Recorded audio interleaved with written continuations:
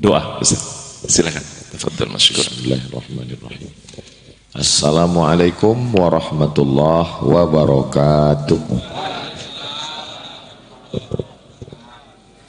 Kalau Tuan pergi ke Batam, jangan lupa mancing ikan. Dari bunyi sambutan salam, sepertinya jamaah belum sarapan. Apa kabar Bapak Ibu semua? Pripun kapare panjenenganipun? Alhamdulillahi Rabbil Alamin. Allahumma salli ala Sayyidina Muhammad wa ala ali Sayyidina Muhammad. Semoga kita semua mendapatkan syafaat Nabi Muhammad sallallahu alaihi wasallam. Amin ya rabbal alamin.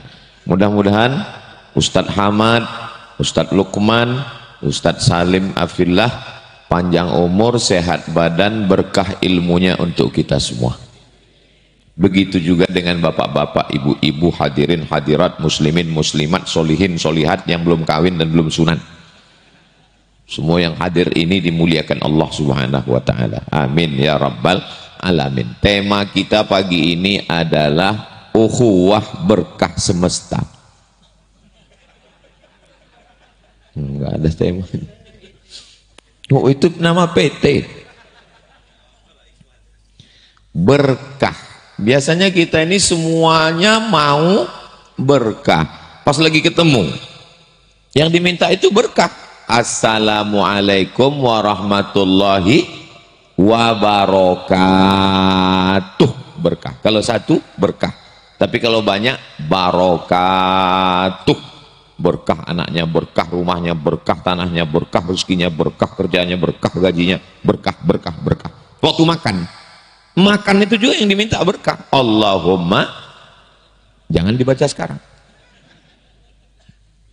Ketika menikah, datang acara walimah, yang diminta berkah juga.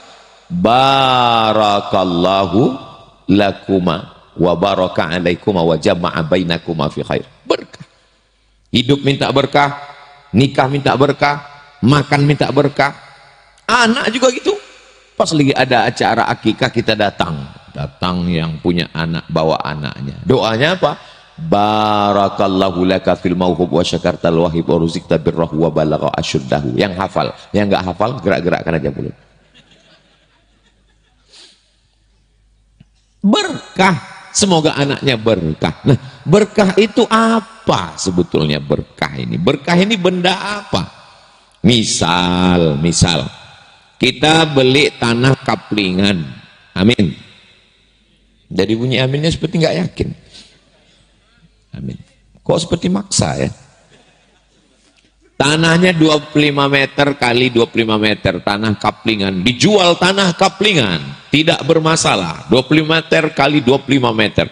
Ustadz Salim Afillah beli, Ustadz Lukman beli, Ustadz Hamad beli, Ustadz Somad beli, Ustadz Iqbal beli, kita semua beli. Semua tanahnya sama, podo, sami mawon. Sama, nggak ada beda.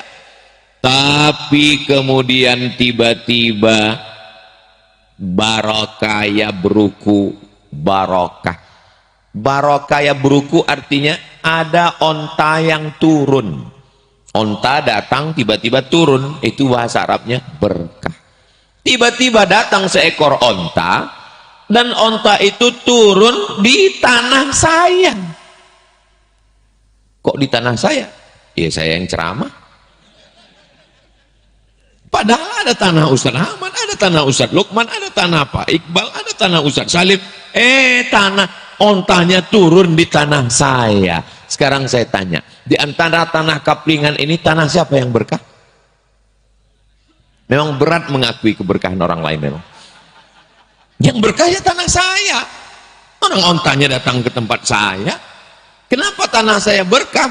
Saya dapat daging onta, saya dapat darah onta, saya dapat tulang onta, saya dapat hewan tunggangan onta, saya dapat berkah. Tanahnya sama, harganya sama, RT-nya sama, kadesnya sama, tapi tanah saya tanah yang berkah. Ini sofa Apa itu sofa Bapak Ibu? Kursi.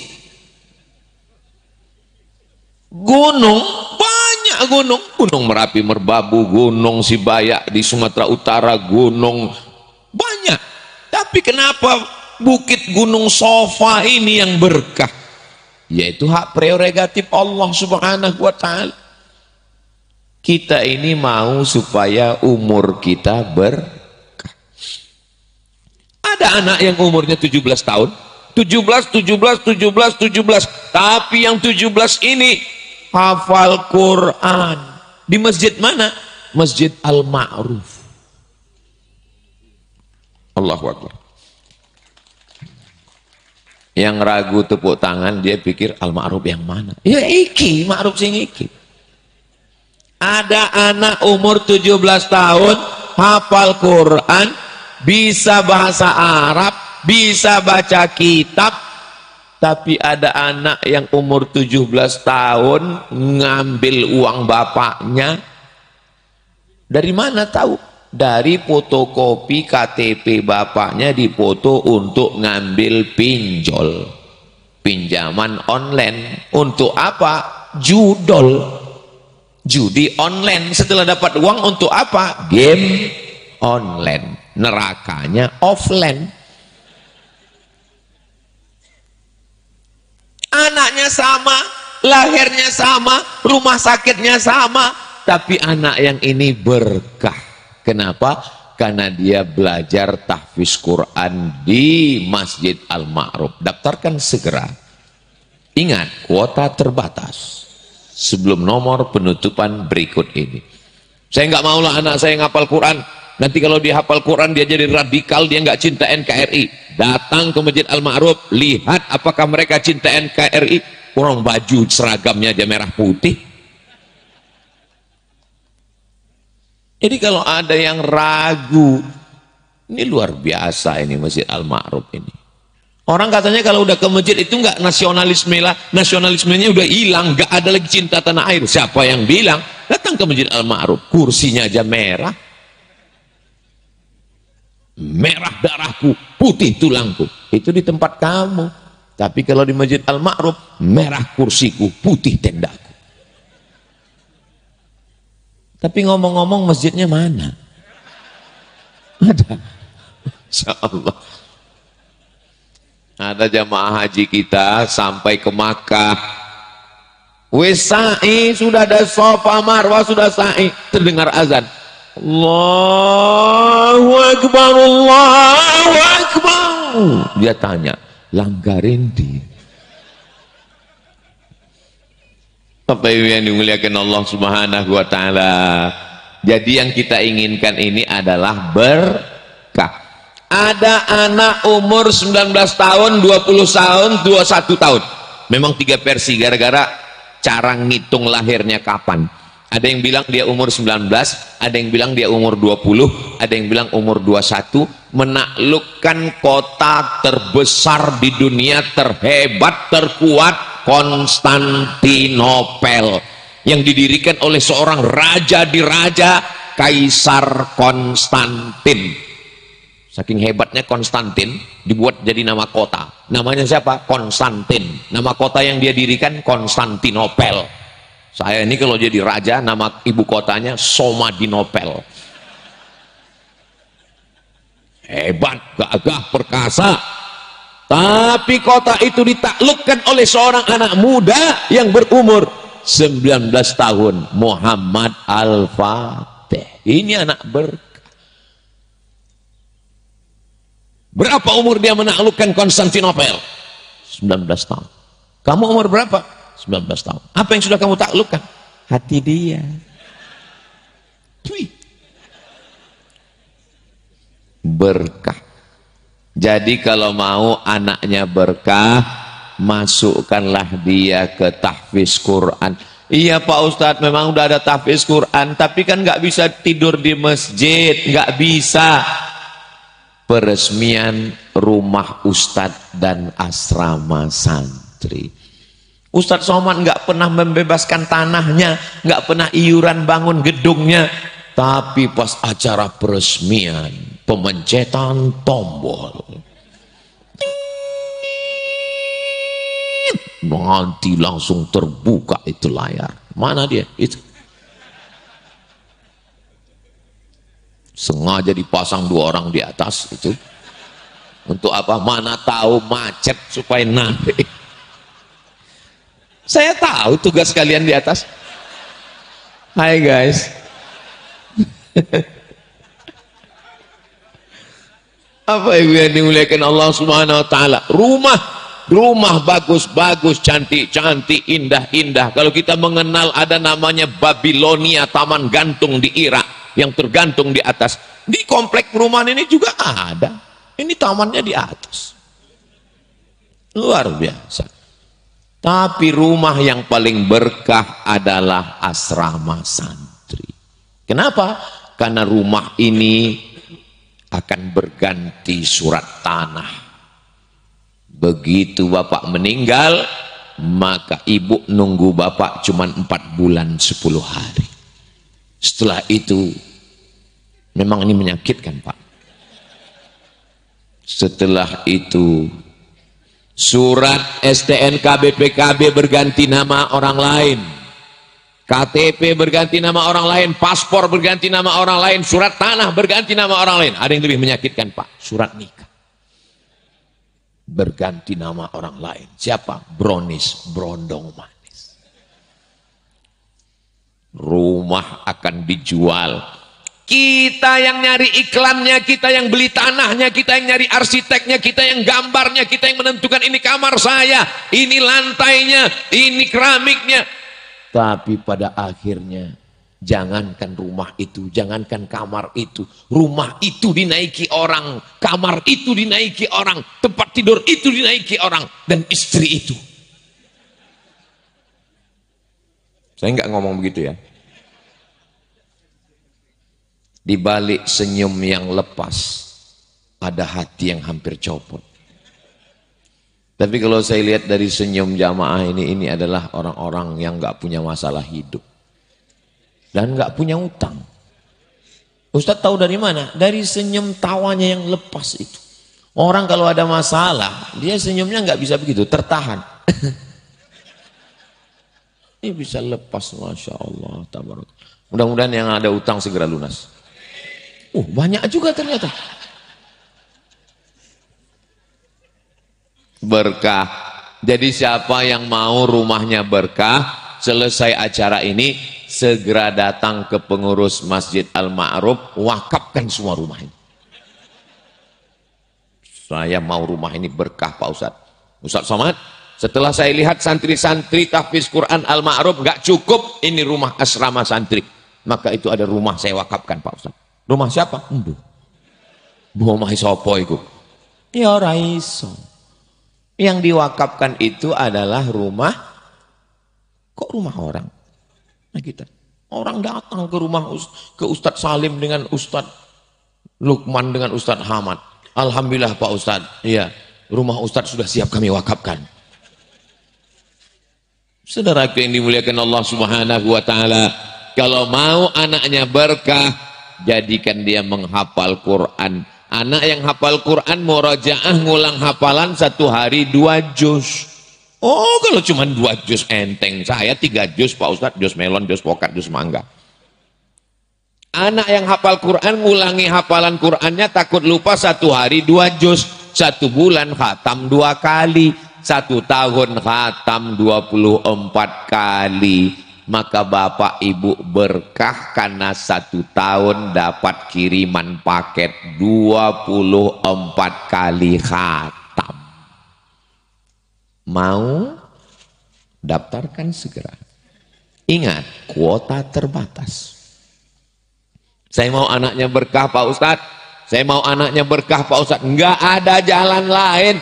Iya tapi kalau anak saya ngapal Quran, apakah dia bisa sekolah Pak Ustadz? Quran aja hafal 30 juz. Makanya para tokoh-tokoh politik kalau sudah dekat pilkada, pileg, pada berdatangan semua ke rumah-rumah tahfiz Quran. Sudah berapa hafalannya Dek? 30. Tingkatkan lagi ya. 30 itu udah mentok Pak. Tingkatkan lagi, emang 35. Apa ibu yang dimuliakan Allah Subhanahu wa taala? Doakan supaya anak Ustadz Abdul Somad hafal Quran. Ini Ustadz Salim, Ustadz Lukman, Ustadz Somad, Ustadz Hamad, keempat-empat Ustadz ini yang Quran bersarang di kepalanya 30 juz dari Al-Fatihah sampai ke An-Nas ada di kepala Ustadz Hamad, hafiz Quran 30 juz. Itu maka pecinya beda. Itu kalau putih kayak gini, itu 30 juz. Kalau merah kayak gini, juz 30. Saya terus terang kalau didudukkan dekat Ustadz Hamad. Ini kenapa ada drone? Drone itu kalau malam pakai flash. Sallallahu ala. Siang-siang ngapain drone? Drone ini untuk memperlihatkan inilah perumahan yang berkah. Ini perumahan yang berkah. Di tempat lain sekarang 17 Agustus, ramai pakai pentas, yang naik ke atas penyanyi pakai rok pendek, yang di bawah kakek-kakek. Bisa digoyang.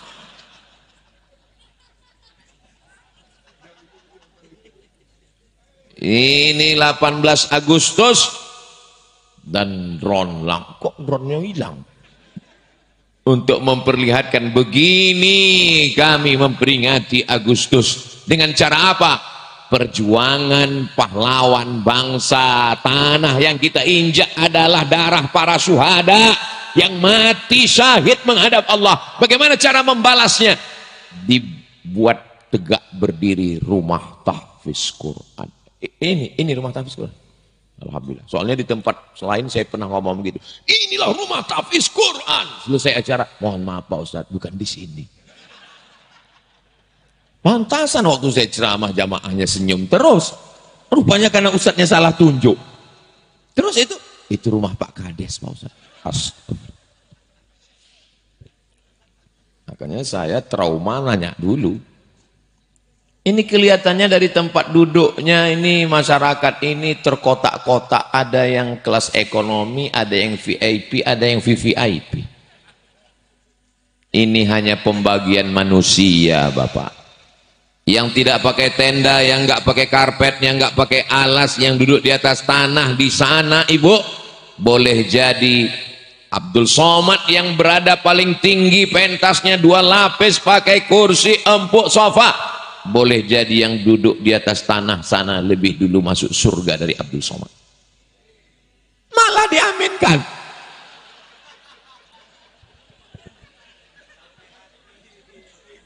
Memang betul. Padahal tujuan saya itu cuma mau ngibur yang nggak dapat tempat duduk. Kalaupun memang betul, nggak salah omongan saya itu. Tapi kalaupun diaminkan, pikirkan juga perasaan saya. Apa salahnya waktu amin itu nggak usah kuat-kuat? Kan bisa. Memang masyarakat perumahan Masjid Al-Ma'ruf ini nggak bisa diajak bersandiwara ya. Orangnya jujur-jujur semua. Saya tadi waktu datang kemari bangga sekali melihat ini baliho ramai. Saya sangka nyambut saya. Pas saya baca dekat-dekat, ayam geprek. Itulah ayam geprek yang berkah.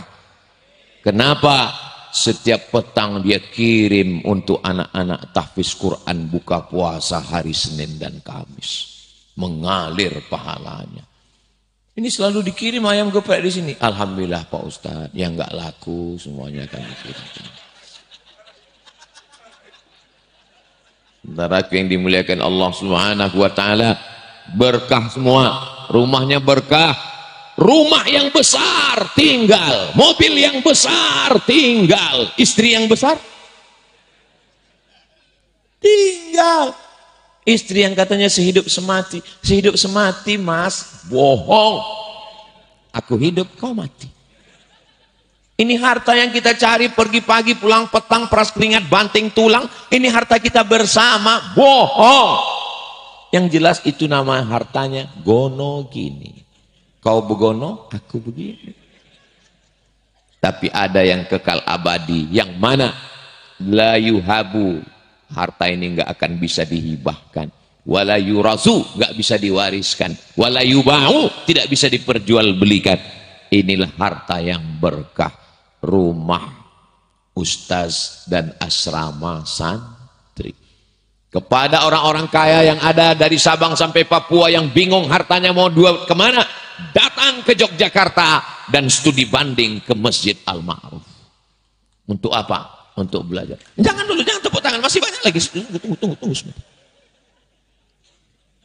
Datang kemari belajar bagaimana manajemennya, bagaimana cara buat rumah tahfiznya, bagaimana cara nyari guru tahfiz hafal Qur'annya, bagaimana mendidik anaknya sampai pada seragamnya, sampai pada murojaahnya, dan ijazahnya tetap nggak tinggal. Silakan ngapal Quran, tetap punya ijazah SMP, SMA. Setelah itu nanti lanjut sesuai bakatnya masing-masing. Saya nggak mau lah anak saya hafal Quran nanti jadi ustadz kurus kayak Ustadz Somad. Enggak semua ustadz itu kurus. Ada yang tegap berotot, Ustadz Salim. Ada yang muda dan ganteng. Saya kalau sudah duduk dengan Ustadz Hamad itu, terus terang, muda, ganteng, hafal Quran. Saya nggak usah disebut. Masya Allah, tabarakallah. Mudah-mudahan anak-anak kita bisa ngikut jejak Ustadz Hamad. Saudaraku yang dimuliakan Allah SWT, anaknya berkah, rumahnya berkah, tanahnya berkah. Tapi yang paling saya bertanya-tanya dari tadi, mengganjal di pikiran saya, kok bisa pohon kelapa ini tetap bertahan yang satu? Ketika yang lain sudah tumbang. Dari mana Ustaz tahu tumbang? Itu sudah bergelimpangan. Tapi dia tetap tegak berdiri sampai tetes santan penghabisan. Itulah mungkin kenapa anak-anak pramuka itu lambangnya pohon kelapa. Belum pernah saya ketemu anak pramuka lambang pohon jengkol. Kenapa kelapa? Karena kelapa dari mulai akarnya sampai pucuknya nggak ada yang hilang. Akarnya kalau sudah kering dipakai untuk masak. Batangnya yang rumah penyangga yang paling kokoh, paling kuat adalah batang kelapa. Pakai pasak, nggak bisa dipaku, pakunya bengkok. Sampai pada pucuknya, apa dia? Selama janur kuning belum melengkung, masih milik bersama. Kelapanya yang muda, the gun of kelapa muda. Yang tua bisa buat sayur. Dipotong ada umbutnya, dimakan mentah, mantap. Di sayur pun luar biasa enak. Memang kalau belum sarapan nih bawaannya mau kuliner aja. Semuanya nggak ada yang sia-sia. Tapi perjuangan kelapa luar biasa. Kelapa yang ada di atas bisa ada air di dalamnya. Siapa yang nyuntik? Diisap air dari bawah batang naik sampai ke atas. Dan kelapa itu kalau sudah tua dia jatuh sendiri. Dan kelapa itu kalau jatuh bunyinya aja nggak enak. Mana ada kelapa jatuh bunyi? Gedebuk. Kelapa bencong itu. Gedebuk. Begitu dia jatuh ke bawah, apa yang terjadi? Sabuknya dikoyak-koyak, disobek-sobek. Setelah sabutnya disobek, lalu kemudian dia dibelah. Kelapa tidak dibelah dengan parang yang tajam, tapi dibelah dengan yang tumpul, keletok. Lalu terbuka. Setelah terbuka, kelapa menghadapi azab yang luar biasa. Dia diparut yang tidak pernah punya belas kasihan. Habis putihnya, tinggal hitamnya, gas terus. Apalagi kalau yang ngukur kelapa itu sambil ngobrol. Iya wes pirang-pirang dino iku bojone rong teko itu. Sampai habis. Dan setelah kelapa itu dikukur, dia diperas. Diperas. Makanya kalau ada orang yang suka meras, itu berarti pernah kerja di pabrik kelapa. Meras terus. Orang-orang yang begini jangan sampai lulus CPNS. Dia akan peras rakyat seperas-perasnya. Sampai kabarnya terakhir, ketawa pun akan dikeluarkan peraturan. Jangan ketawa terlalu besar, akan dikutip gajinya, ada pajaknya. Maka sebelum aturan itu diberlakukan, ketawalah sepuas-puasnya. Setelah diperas santannya keluar, lalu kemudian dimasak menjadi gulai, dimasak menjadi rendang, dimasak menjadi santapan yang enak, gudeg segala macam. Dan apa yang terjadi begitu sampai pusing kepala sakit dan dinyatakan kolesterol gara-gara santan. Tapi dia masih tetap bertahan hari ini. Kenapa? Karena dia adalah simbol perjuangan. Saya sebetulnya sedang mencocok-cocokkan.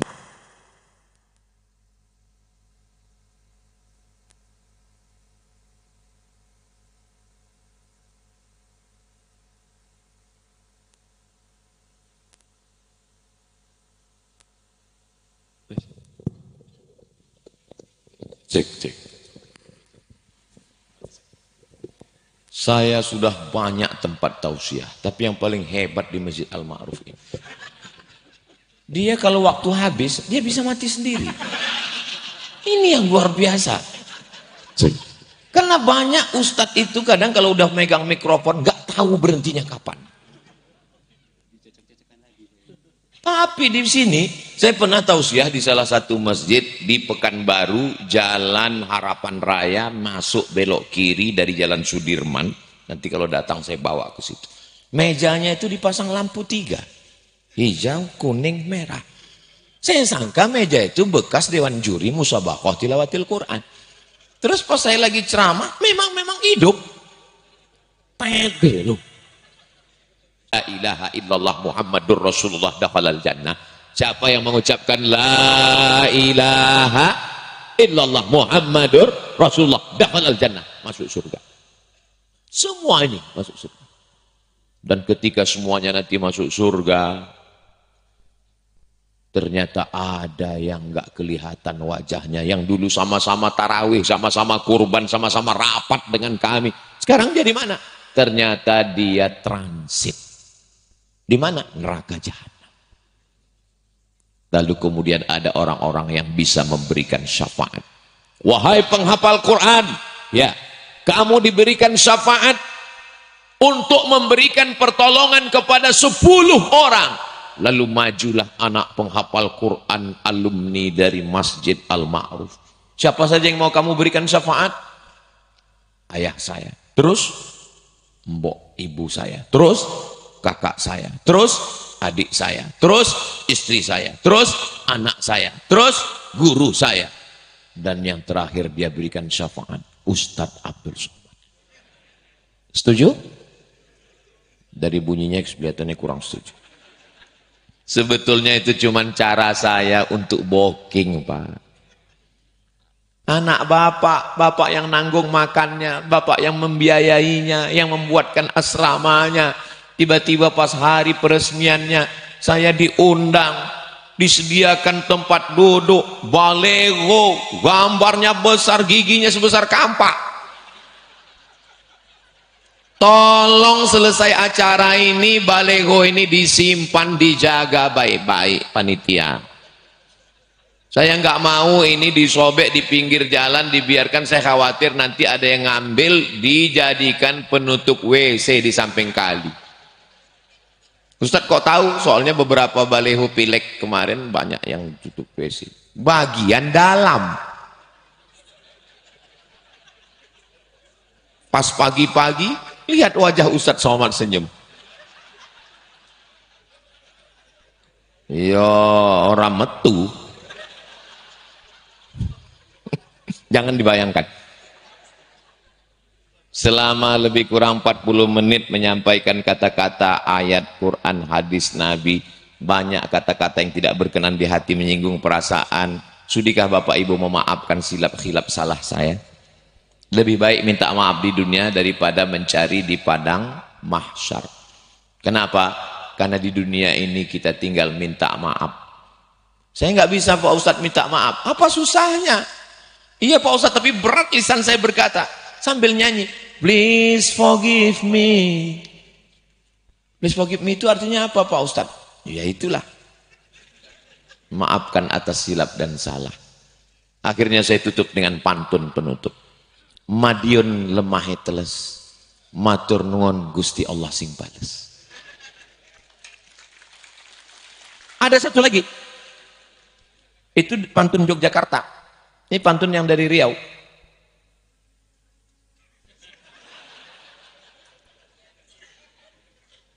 Menangkap puyuh di Bukit Selasih.